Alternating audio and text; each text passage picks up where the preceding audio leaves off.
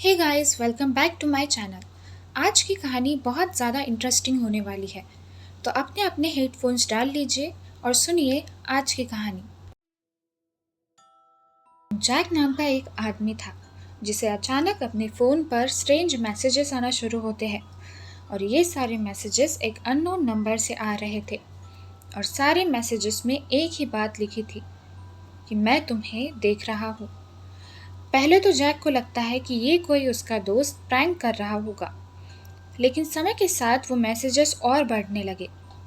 एक रात जैक को फिर से एक मैसेज आता है और मैसेज में लिखा था कि मुझे पता है तुमने क्या किया है। जैक थोड़ी देर तो सोच में ही पड़ जाता है कि ये कौन है जो मुझे ऐसे मैसेजेस भेज रहा है और क्या जानता है ये मेरे बारे में। जैक मैसेजेस को इग्नोर करने लगता है, लेकिन वो मैसेजेस कभी रुकते ही नहीं। दिन ब दिन वो मैसेजेस और भी ज़्यादा अजीब होने लगे। तुम मुझसे भाग नहीं सकते, मैं हमेशा तुमसे एक कदम आगे हूँ। ऐसे ही मैसेजेस उसे रोज़ आने लगे। ये सब बातों की वजह से जैक डरने लगता है। उसे हमेशा ऐसा लगता कि उसका कोई पीछा कर रहा है। कुछ दिन बीत जाते हैं। एक शाम जैक को एक मैसेज रिसीव होता है जिसमें लिखा था कि अपनी खिड़की के बाहर देखो।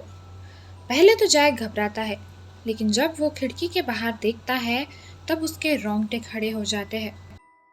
खिड़की के बाहर उसे एक आदमी दिखता है जिसने ब्लैक हुडी पहनी थी और वो सीधा जैक की तरफ ही देख रहा था, पर जैक को उसका चेहरा ठीक से नहीं दिखता। जैक तो जैसे डर के मारे फ्रीज हो गया था। उसे समझ ही नहीं आ रहा था कि अब उसे क्या करना है।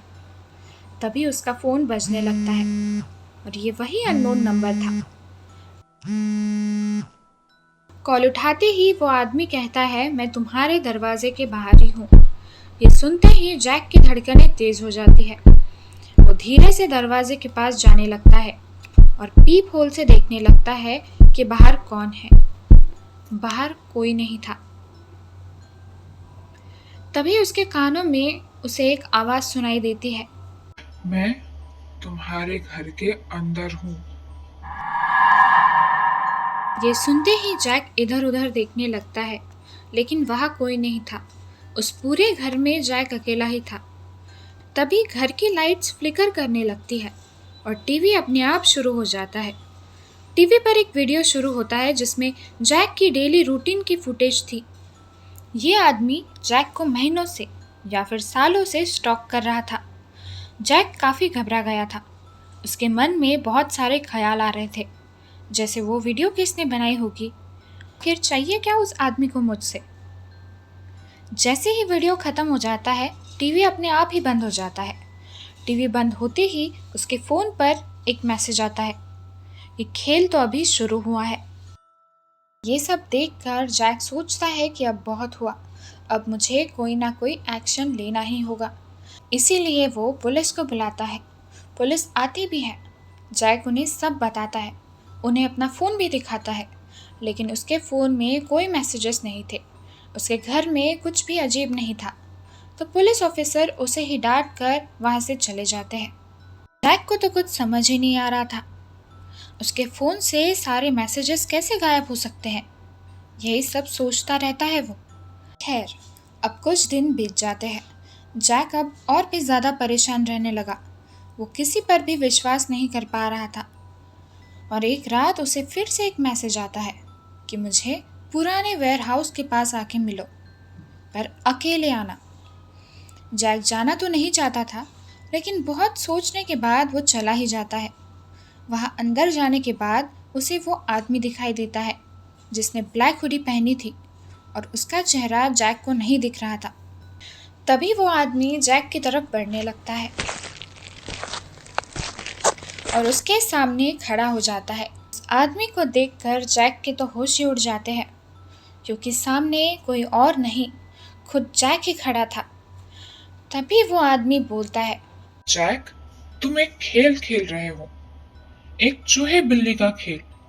पर तुम्हें ये कब समझ आएगा कि चूहा भी तुम ही हो और बिल्ली भी तुम खुद ही हो।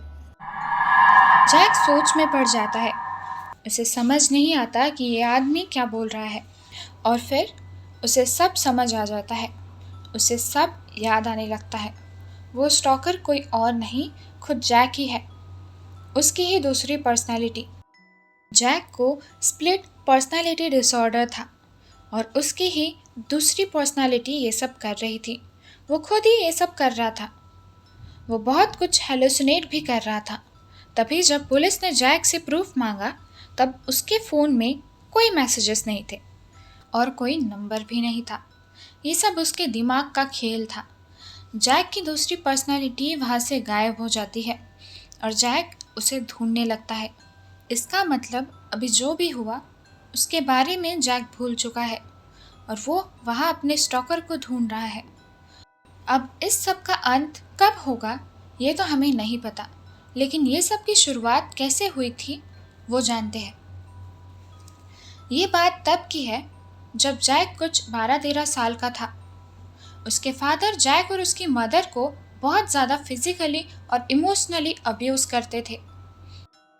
एक दिन ऐसे ही किसी बात से जैक के फादर उसकी मदर को मारने पीटने लगते हैं। तब जैक को और देखा नहीं जाता और वो उन्हें रोकने लगता है और इसी धक्का मुक्की में जैक के फादर नीचे गिर जाते हैं और उनके सर पर गहरी चोट लगने की वजह से उनकी जान चली जाती है और जैक अपने इस ट्रॉमेटिक पास्ट को कभी भूल ही नहीं पाया। जैक डर डर के जीने लगा और इसीलिए उसके दिमाग में उसकी दूसरी पर्सनालिटी का जन्म हुआ और अब वो जैक को ही परेशान कर रही है। अब इन सब से जैक का पीछा छूटेगा या नहीं ये तो हमें नहीं पता, लेकिन ऐसे ही हॉरर और मिस्टीरियस स्टोरीज़ के लिए सब्सक्राइब कर दीजिए मेरे चैनल को।